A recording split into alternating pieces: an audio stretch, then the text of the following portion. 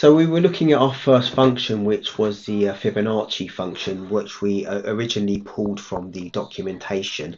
And if I can find the original documentation, I believe it was over here, which was the definition of the Fibonacci function.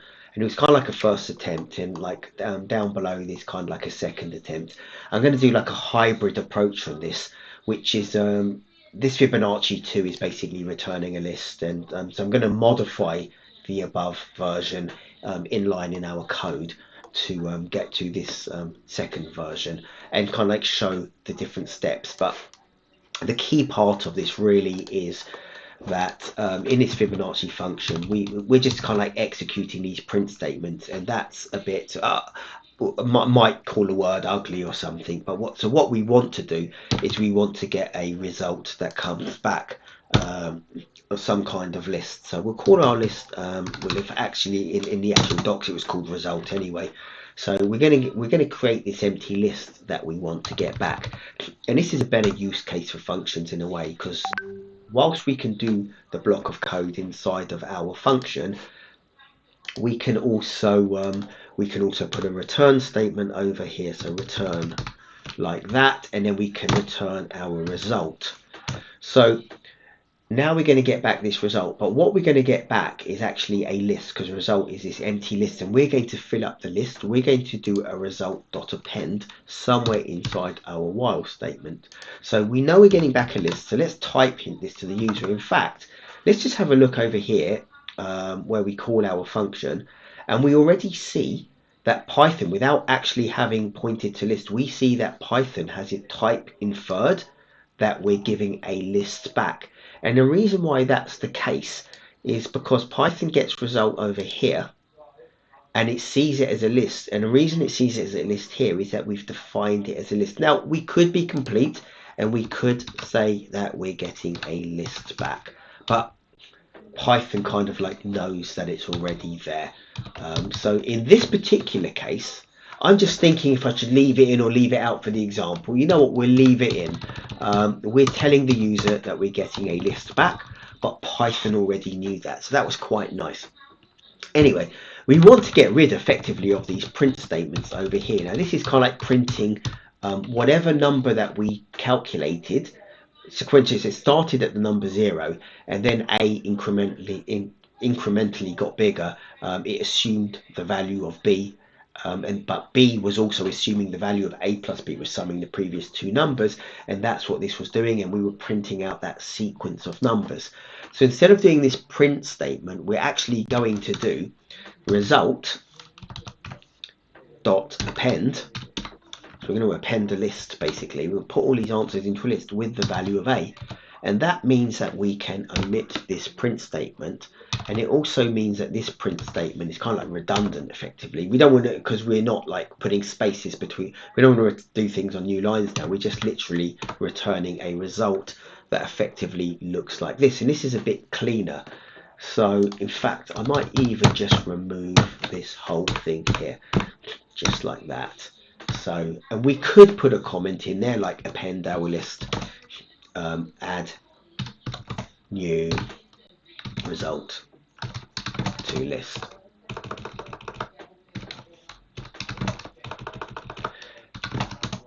Now we can do that, but we possibly know that we're doing that anyway, so we might not even need to comment it. But that's the idea of comments, is that if we were going to, we could put a comment somewhere in there to say what we're doing.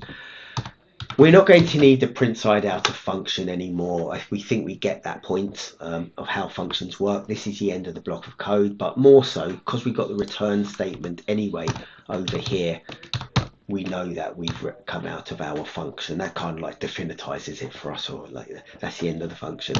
So now let's try the same thing, but or one thing that we should try first before we even start sticking this function into a for loop, for example, is we will just do, so I'll comment this one out, and we're just going to call our function in the normal way. So here we just call the function that we've defined.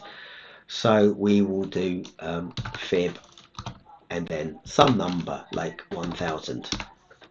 But we see here that print a Fibonacci series up to n, but we see that it's returning back a list. So whatever comes back, if we run fib n, we'll actually get something in the because we're running it in a Jupyter notebook. But really, we want to assign that to a variable itself. So like x will be our answer.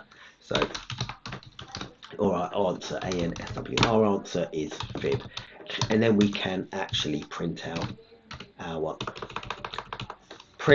our answer just like that, and that will run. And here's our Fibonacci sequence up to 1000, which is just adding up each number in the sequence is just the sum of the previous two numbers. So 987 here is made up of 610 plus 377, and then we kind of like stop at 1000.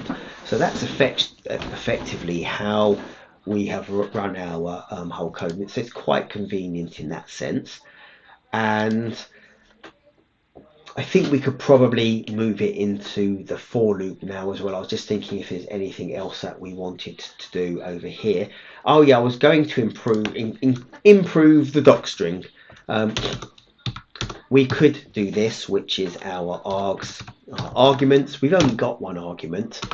So our argument here is n, which is basically an integer, and it is the number that we want to calc to. And then finally return. This is what we're going to get back, and a list of Fibonacci fib numbers.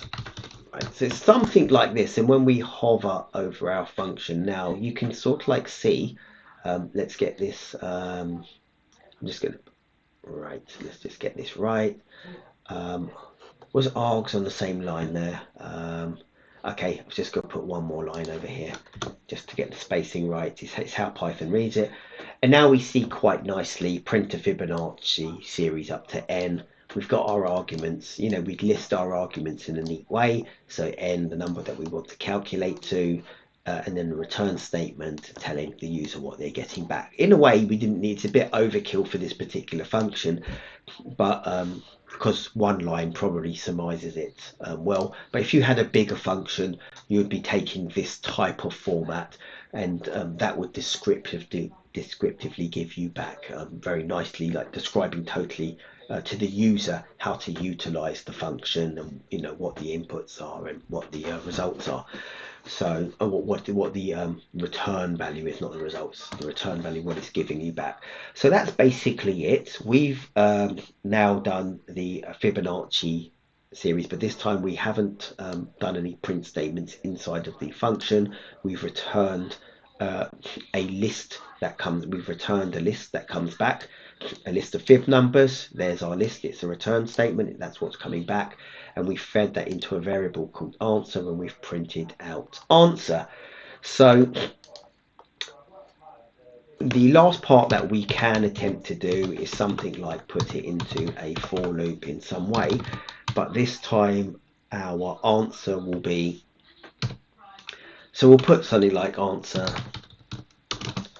is the fib of I, but more so actually we could just print it straight out now, which is we can do a print statement, and we can do something like this if we wanted to.